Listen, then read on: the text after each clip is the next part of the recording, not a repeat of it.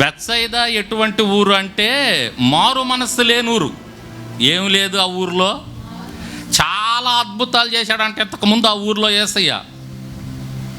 ఎన్ని అద్భుతాలు చేసినా ఆ ఊరిలో ప్రజలు ఎట్లాంటి వాళ్ళంటే కొంచెం కూడా మారు మనసు పొందరు, కొంచెం కూడా వాళ్ళ మనసు మార్చుకోరు. ఇప్పుడు సహజంగా దేవుడు ఏదన్నా మన జీవితంలో కార్యం జరిగించాడనుకో, మనకు మారు మనసు రావాలా, మన మనస్సు మారాలా. అయ్యో దేవుడు నా జీవితంలో ఈ మేలు చేశాడే, నేను మారాలి నా దేవుని కోసం, ఇంకా ప్రార్థన కాసేపు ఎక్కువ చేసుకోవాలి, ఏదైనా వాక్యం చదువుకోవాలా, ఇంకొంచెం భక్తిలో నేను ముందుకెళ్ళాలా, భక్తి లేని పనులు నేను చేయకూడదు అనేటటువంటి మనసు రావాలి మనకి. సహజంగా మనిషి అనేవాడు ఎవరైనా సరే, ఏమండి నేను ఏదన్నా ఒక చిన్న హెల్ప్ చేశాను అనుకో, నాకు ఇష్టం లేని పని చేస్తారా?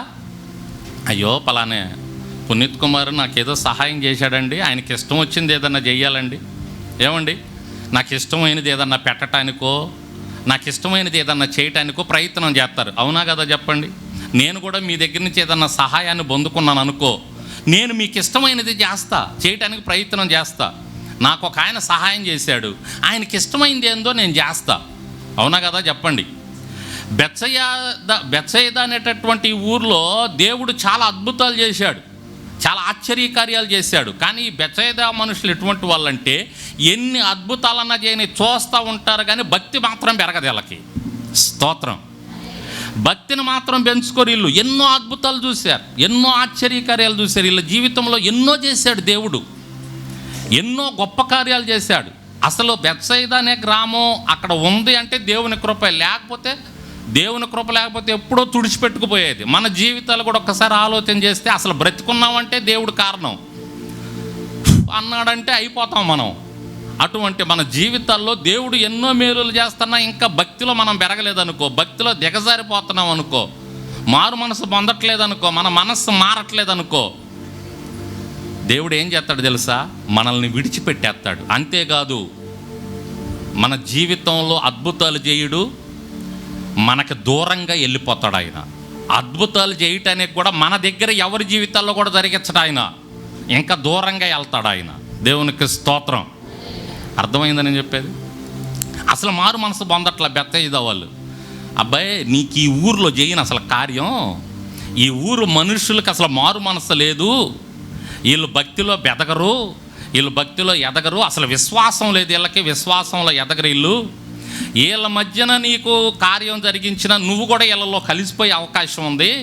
లాస్ట్లో ఏమన్నాడు చూడండి, అసలు నువ్వు ఈ ఊరిలోనికి వెళ్ళొద్దు అన్నాడు. ఆ మాట 26వ వచనంలో ఏమన్నాడు? అప్పుడు యేసు నీవు అసలు ఈ ఊరిలోకి వెళ్ళవద్దని చెప్పి వాని ఇంటికి వాడిని పంపివేశాను. దేవునికి స్తోత్రం. అసలు ఈ ఊరిలోకి వెళ్ళొద్దు అన్నాడు. అంటే ఆ ఊరు ఎంత దేవుణ్ణి బాధ పెట్టిందో ఆలోచన చేయండి, ఆ ఊరు ఎంత ఇబ్బంది పెట్టిందో ఆలోచన చేయండి. ఈ బెత్సయిదా అనేటటువంటి ఊరు దేవునికి స్తోత్రం చెప్పండి. హల్లెలూయా. అందుకనే అసలు నువ్వు ఈ ఊరిలోకి వెళ్ళొద్దయ్యా, బయటికి వెళ్ళి, అసలుకి ఈ ఊరిలో నేను అద్భుతం చేయనయ్యా, నువ్వు బయటకు రాని ముందు బయటకు తీసుకొని వెళ్ళాడు ఈ గ్రుడ్డివాన్ని. నీ ఇంట్లో కూడా భక్తి లేకపోతే నీ ఇంట్లో కార్యం జరగదు, జరిగించడు. ఏదో ఒక చిక్కు, ఏదో ఒక చికాకు, ఏదో ఒక ఇబ్బంది, ఏదో ఒక కష్టం, ఏదో ఒక బాధ, ఏదో ఒక కన్నీరు. ఎందుకంటే నీ ఇంట్లో గతంలో చేసినటువంటి ఎన్నో గొప్ప కార్యాలకి నువ్వు ఇంకా భక్తిలో ఎదగట్లేదు కాబట్టి, విశ్వాసంలో ఎదగట్లేదు కాబట్టి. భక్తిలో ఎదగాలని కోరుకుంటాడు. ఇంతకుముందు 5 నిమిషాలు చేస్తున్నావు, 10 నిమిషాలు చేయి. ఇంతకుముందు 10 నిమిషాలు చేసి ఒక అరగంట చేయి ప్రార్థన కోరుకున్నాడు. భక్తిలో ఎదగాలని కోరుకుంటున్నాడు ఆయన. వాక్యం చదవటంలో ఎదగాలి, వాక్యం ధ్యానం చేయటంలో, వాక్యం వినే విషయంలో, ఇంకా భక్తి చేసే విషయంలో ఒక్కొక్క మెట్టు రోజు రోజుకి ఎదగాలి. మనం దిగజారిపోకూడదు. ఈ బెత్సయిదా గ్రామస్తుల్లాగా, ఈ బెత్సయిదా గ్రామస్తులకు భక్తి లేదు, భక్తిలో దిగజారి దేవుని కార్యాలు చూస్తున్నారు. మళ్ళా అక్కడ ఏమంటున్నాడు? అయ్యో బెత్సయిదా, నీ ఊరిలో నేను చేసిన కార్యాలు కానీ ఇంకొక దగ్గర కానీ చేసి ఉంటే, తూరు సీదోన్ అని పక్కన ఇంకొక పట్టణాలు ఉన్నాయి, అక్కడ కానీ చేస్తుంటే వాళ్ళు ఇప్పటికే మారు మనసు పొంది గోనిపట్ట కట్టుకునే వాళ్ళు కదా. అంటే గోనిపట్ట అంత భక్తికి సాదృశ్యం అన్నమాట. నువ్వు నీ దగ్గర చేసిన కార్యాలు వాళ్ళ దగ్గర చేసి ఉంటే వాళ్ళు ఈ పాటికి గోనిపట్ట కట్టుకుని భక్తిలో ఎదిగేవారు కదా. వాళ్ళని ఉద్దేశించి అక్కడ అంటున్నటువంటి మాట మనకు నేర్పిస్తున్న పాఠం అండి. భక్తిలో దిగజారే వారి కుటుంబాల్లో కార్యాలు జరిగించడు. భక్తిలో ఎదిగే వారి జీవితాల్లో దేవుడు కార్యాలు జరిగిస్తాడు. కానీ నువ్వు భక్తిలో ఒక్కొక్క మెట్టు దిగజారిపోతుంటే నీ జీవితంలో కార్యం జరిగించడు. ఒకవేళ నీ జీవితంలో నీ కుటుంబంలో కార్యాలు జరిగించాలన్నా కూడా ఎవరికన్నా వాళ్ళెవరన్నా భక్తిలో ఎదగతన్నా నీ ఇంట్లో చేయడు, బయట చేస్తాడేమో, బయట జరిగిస్తాడేమో. దేవునికి స్తోత్రం. ఈ గుడ్డివన్నీ బయటికి తీసుకెళ్ళి బయట చేశాడు కార్యం. ఇక్కడ వద్దు, ఈ ఊరిలో వద్దయ్యా అని. ఆ ఊరు అంత బాధ పెట్టింది యేసయ్యని.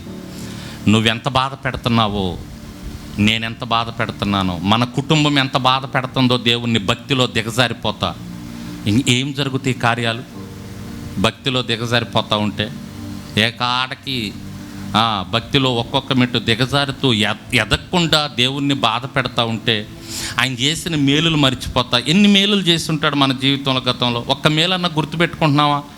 స్తోత్రాలు చెబుతున్నావా? అయ్యా ఈ మేలు చేసావయ్యా నా జీవితంలో, అయ్యా నిన్నగాక మొన్న ఎంత మేలు చేసావు ప్రభువా, మేలు చేయకపోతే నేను ఈరోజు ఉండేవాడిని. నిన్నెంత మేలు చేసావు ప్రభువా, నేను ఉండేవాడిని. ఈరోజు ఎంత మేలు చేసావయ్యా, నీ కృతజ్ఞతాస్తుతులయ్యా.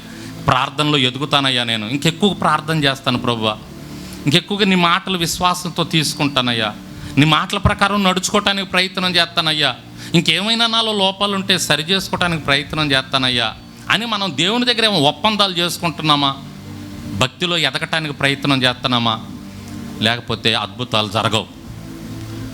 ఆ గుడ్డితనంలోనే ఉండాల్సి వస్తుంది. ఆ గుడ్డితనంలో నుంచి బయటకు రాలేం. మనం చూపు పొందలేం, చూపు రాదు.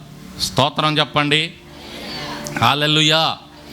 మిమ్మల్ని భయపెట్టడానికి చెప్పట్లేదు, నేను జరిగేది చెప్తున్నా, ఉన్నది చెప్తున్నా. మనం సరి చేసుకుంటే, భక్తిలో ఎదుగుతూ ఉంటే లోపాలు ఉంటాయి. ఆ లోపాలని దాదాపు సరి చేసుకొని భక్తిలో ఎదగటానికి మనం ప్రయత్నం చేస్తూ ఉంటే మన చెయ్యి పట్టుకొని యేసయ్య నడిపించి మన జీవితాల్లో మన ఆత్మీయ నేత్రాలు వెలుగు తెప్పిస్తాడండి. మన గుడ్డితనం పోయేటట్టు చేస్తాడు ఆయన. దేవునికి స్తోత్రం. ఆ గుడ్డోన్ని బయటికి తీసుకెళ్ళాడు. ఈ ఊరిలో వద్దు, బెత్సయిదా, అబ్బా ఇది నన్ను బాధ పెట్టే ఊరయ్యా, ఈ ఊరిలో నీ కార్యం జరుగుతుంది. ఒకవేళ నీకు కార్యం జరిగించిన నిన్ను మరలా విశ్వాసంలో ఇక్కడ దిగజారుతారు. అందుకనే బయటికి వెళ్ళి ఆయనకి చెబుతున్నాడు, నువ్వు ఊరిలోకి వెళ్ళబాక, రే నీకు చూపెట్టొచ్చిందిరా అంటారు.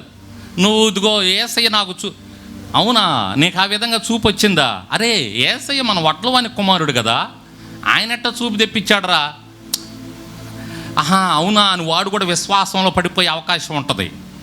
అరే నిన్ను అలా ఈ విశ్వాసంలో దిగజారుతారు, నువ్వు ఆ ఊరిలోకి వెళ్ళబాక, తిరిగి నువ్వు ఇంటికి పో అని అన్నాడు. దేవునికి స్తోత్రం. అంటే ఆ ఊరు ఎంత బాధ పెట్టుంటే ఆ మాట అని ఉంటాడు బెత్సయిదా. ఆ వచనాలలో మనం చూస్తున్నాం మత్తయి సువార్తలో. అయ్యో అయ్యో అన్నాడంటే యేసయ్య ఎంత బాధాకరం. అయ్యో బాబోయ్ అంటాం మనం. అంటే ఎప్పుడు అంటాం ఆ మాట? బాగా బాధాకరమైనది చూసినప్పుడు, జరిగినప్పుడు అయ్యో అయ్యో అని మన రొమ్ములు బాదుకుంటాం కదా. అలాగే యేసయ్య కూడా అయ్యో బెత్సయిదా, నీ దగ్గర జరిగిన అద్భుతాలు కానీ తూరు సిదోను ఇంకో పట్టణాలు ఉన్నాయి పక్కన, అక్కడ కానీ చేసినటువంటి వారు భక్తిలో ఎదిగేవారు కదా. అనవసరంగా నీ దగ్గర చేశాను, ఎన్నో కార్యాలు చేశాను నీ ఇంట్లో, ఎన్నో కార్యాలు చేశాను నీ జీవితంలో, ఎన్నో మేలులు చేశాను నీ జీవితంలో, కానీ నువ్వు భక్తిలో ఎదగవు, అలాగే ఉంటావు. ఇంక నేనేం చేస్తాను, నేనేం కార్యాలు జరిగిస్తాను అని చెప్పి ఆ ఊరి వెలపలకు తీసుకొని వచ్చాడంట. దేవునికి స్తోత్రం. ఆ ఊరి వెలపలకు తీసుకొచ్చి అక్కడ కార్యం జరిగించాడు.